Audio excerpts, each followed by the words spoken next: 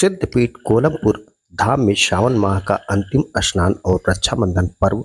पीठाधीश्वर व महंत ने दी शुभकामनाएं। खबर विस्तार से। सावन माह के आखिरी दिन गोंडा जनपद स्थित सिद्धपीठ कोलमपुर धाम में धार्मिक उत्साह और आस्था का अद्भुत संगम देखने को मिला। इस पावन अवसर पर धाम के पीठाधीश्वर पंडित दीनदयाल माता जी एवं महंत राजन दास ने सभी देशवासियों को सावन के अंतिम स्नान और रक्षाबंधन पर्व की ढेर सारी हार्दिक शुभकामनाएं दी। सिद्धपीठ कोलमपुर धाम को धर्म और आस्था का प्रतीक माना जाता है। मान्यता है कि यहाँ आने वाले देश विदेश के श्रद्धालुओं की मनोकामनाएं पूर्ण होती हैं। सावन माह के इस आखिरी स्नान के लिए सुबह से ही भक्त दूर दूर से धाम में पहुंचने लगे।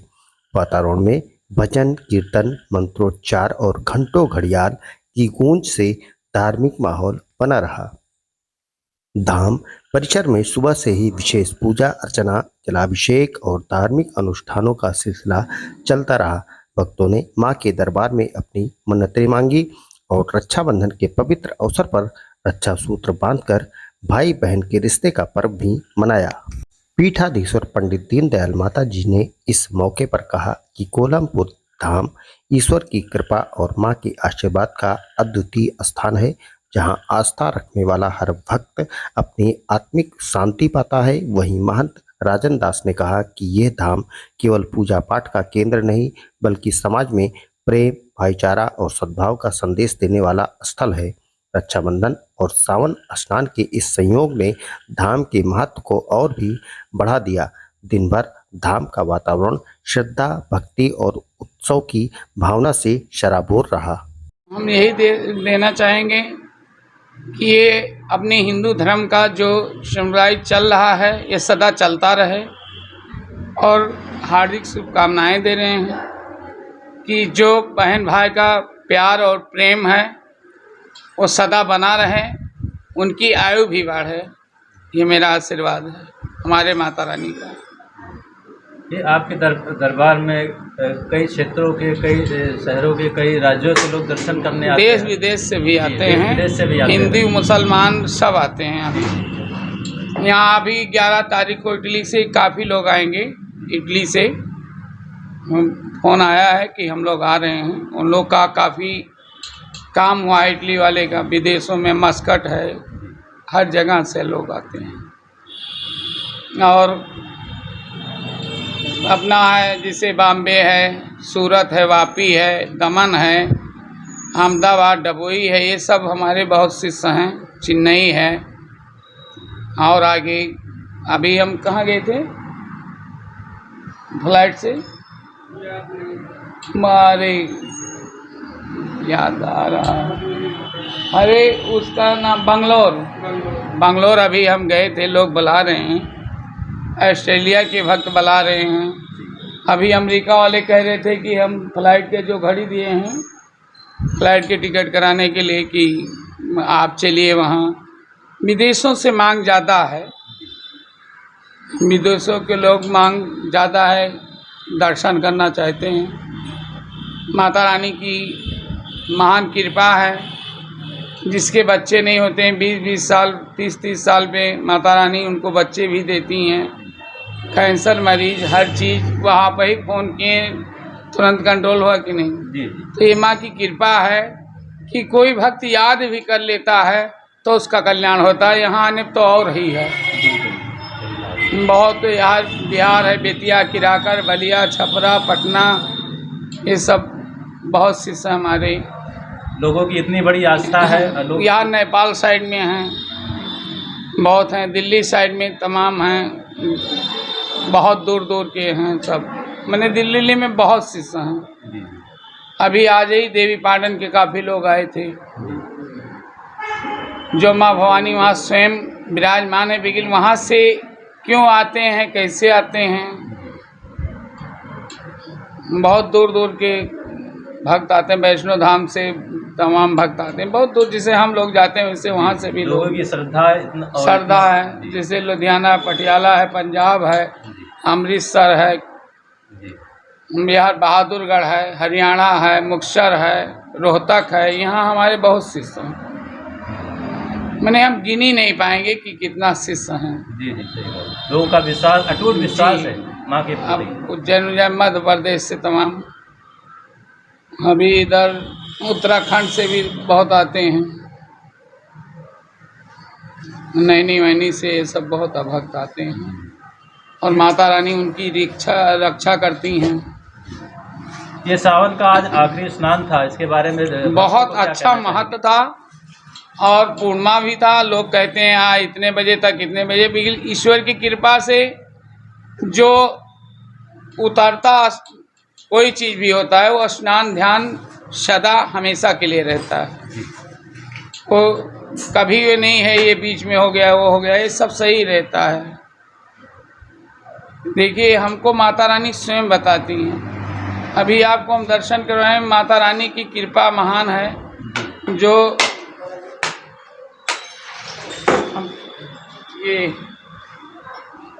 आप तो देख ही रहे हैं कि ये देखिए साक्षात धनुष बाण त्रिशूल। अब इसमें तो कोई बनावट नहीं है। नहीं बिल्कुल नहीं, बिल्कुल सही कहा आपने। ये इधर शंख बना हुआ है, बाएं हाथ में देखिए माता रानी के शंख है उधर वहाँ, और दाहिने हाथ में धनुष बाण, दाहिना हाथ मेरा इधर, बाएं इधर। कैमरा जूम कीजिए हाथों की तरफ। ये सब माता रानी की कृपा है महान।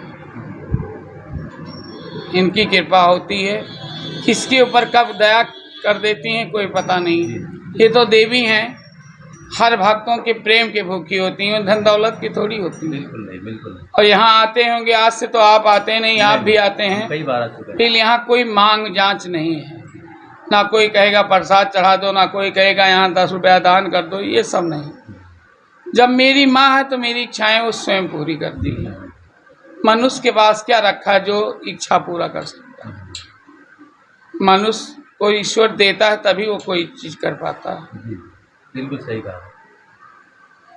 और यहाँ के विषय में और माता रानी का यहाँ का मंदिर लखनऊ में भी प्राप्त हो रहा है। माता रानी बनवा रही, हमारे बस का तो नहीं, माँ स्वयं बनवा रही। ये तो माँ की कृपा है। हाँ भी माँ की कृपा और लोगों की अपार श्रद्धा। अब मैंने सब कुछ, एक वृक्ष सूखने के पहले एक वृक्ष लगा दिया हूँ कि ये ना भक्त को हो निराश कि हमें फल खाने नहीं मिला। इनको महंत बना दिया गया है, करता धरता सब कुछ यही है। अब आज का पर्व जो है हमारे पूरे विश्व में मनाया जाए, भारत में ही नहीं, भाई बहन का प्रेम जो है पूरे राष्ट्र में, पूरे राज्य में और पूरे विश्व में मनाया जाए। इससे जो है भाई और बहन का अटूट बंधन बनता है, एक दूसरे के प्रति जो है कर्तव्य निर्वाह करने का एक रक्षा सूत्र बांधा जाता है, जिससे सभी भाई जो है बहन की रक्षा करते हैं। और आज सावन का जो है आखिरी दिन है, पूर्णिमा है। आज के दिन जो है हर 15 दिन में एक पूर्णिमा आती है, जिस दिन हमारा धर्म जो है कहता है कि उस दिन स्नान करना चाहिए, दान देना चाहिए और ब्राह्मणों का पूजन करना चाहिए। तो सावन का आज आखिरी है और मैं कहना चाहूँगा कि जो भी आपके परिचय में हैं, यदि वो त्रयोदशी ब्राह्मण हैं, ठीक है, उनको दान दे करके उनका पैर छुआ जाता है, क्योंकि भगवान शिव ने जो है त्रयोदशी ब्राह्मणों को बहुत बड़ा आशीर्वाद दिया है कि हमारा जो है जो भी दान चढ़ता है वो केवल वही पा सकते हैं, उसके अलावा और ब्राह्मणों को यदि दिया जाता है भगवान शिव पे चढ़ा हुआ तो वो नहीं ग्रहण कर सकते हैं। तो इसलिए जो है त्रयोदशी ब्राह्मण अगर जो मिले तो उनका चरण छू करके उनका आशीर्वाद आज के दिन अवश्य लेना चाहिए। आपको सुनना? मेरा नाम महंत राजन दास है, मैं गृहस्थ आश्रम का संत हूँ और यहाँ मंदिर पे मेरी जो है तीसरी पीढ़ी है। मैं माता रानी का सेवा करता हूँ। माता रानी की कृपा से यहाँ पे जो भी आते हैं श्रद्धालु, आज तक कोई निराश नहीं लौटा है। जिस भी इच्छा से, जिस भी कामना से आते हैं, सभी लोगों की इच्छा पूरी होती। बस इस मंदिर की 2 ही मांग रहती है सभी भक्तों से, पहला समय और दूसरा प्रेम। जब भी कोई आता है आप सभी से निवेदन करते हैं कि आप लाइन लग करके नियमित हो करके दर्शन करिए, क्योंकि ईश्वर को नियम बहुत प्यारा है। ठीक है, हम सभी लोग जानते हैं बाबा बैजनाथ धाम, बैजनाथ धाम, वहाँ पे भगवान जो है नियम से ही प्रसन्न हुए थे। 4 लाठी मारने पे कौन खुश होता है, लेकिन वो श्रद्धा भाव था कि वो नियमित था, वो 4 लाठी प्रतिदिन मांग। तो इसलिए हम चाहेंगे कि सभी लोग जो है नियमित होकर के ईश्वर की भक्ति भाव करें। भगवान को ना धन से मतलब है, ना दौलत से मतलब है, केवल वो भाव के भूखे हैं और भाव के साथ नियम के भूखे हैं। तो इसलिए नियमों का और भाव से जो है जो भी यहाँ पे पूजन करता है, माता रानी उसकी अवश्य जो है सारी मुरादें, सारी इच्छाएँ और सारी जो है उनके दुखों को निवारण करती हैं। यही यहाँ की विशेषता है। और यहाँ पे जो है विशेष रूप से महाप्रसादी दी जाती है भभूति की, जो भस्म होता है उसी को खाने और लगाने मात्र से किसी भी प्रकार का कोई भी असाध्य से असाध्य रोग होता है तो माता रानी की कृपा से वो ठीक हो जाता है। किसी को सफ़ेद दाग है या किसी को कोई स्किन प्रॉब्लम है, कैंसर है, आँखों से नहीं दिखता तो यहाँ पे अखंड ज्योति जो हमारे माता रानी के जो है प्रतिमा आने से पहले ही अखंड ज्योति जलती आ रही है निरंतर। अगर जो इसकी ज्योति किसी की आँखों में डाल दी जाती है तो माता रानी की कृपा से वो अंधे हैं तो उनको दिखने लगता है। ये सारी कृपा वो करती हैं, बस उनकी इतनी असीम कृपा है कि हम जैसे तुच्छ भक्त को भी अपने साथ जोड़ कर इतना महान बना देते हैं। बाकी सब कुछ करने वाली वही है, हमारा कोई सामर्थ्य माँ नहीं। तो यही कहती है हमसे बड़ा भक्त, बिल्कुल। लेकिन भक्त ये बोलता है कि सबसे बड़ा माँ। अब वो तो है ही है, हर कोई एक दूसरे को ही बड़ा बताते हैं। राम हनुमान को बड़ा बताते हैं कि हनुमान ना होते तो मेरा काम ना होता। हनुमान कहते हैं मैं तो राम का ही नाम जपता हूँ तो मुझसे बड़ा राम है। ठीक है। और ये हमारे धर्म में हमेशा लड़ाई चलती रहे।